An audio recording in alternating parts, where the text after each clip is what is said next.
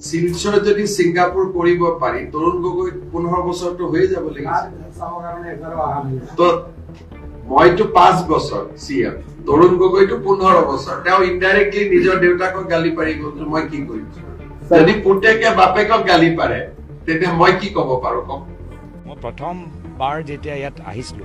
বৰাক অঞ্চলৰ ইয়াৰ যেতিয়া মই পটেনশিয়েল দেখিছিলো মোৰ মতেতো শিলচৰ ছিংগাপুৰ হ'ব পাৰে শিলচৰ ভিতৰত মানুহৰ যি তেওঁলোকৰ প্ৰতিভা আছে এই শিলচৰৰ যি ইতিহাস আছে এই শিলচৰৰ যি উপাৰ্জন কৰাৰ তাকতটো আছে শিলচৰ আমি যদি ভালকৈ আমি যদি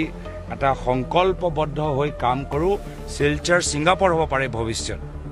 কিন্তু দুখৰ কথা যে বৰ্তমান চৰকাৰ শিলচৰক ছিংগাপুৰ নহয় বৰাকক তেওঁলোকে কয়লা সুপাৰী লাইমষ্টোন পাথৰ এই সিন্ডিকেটৰ বাবে মাত্ৰ ব্যৱহাৰ কৰি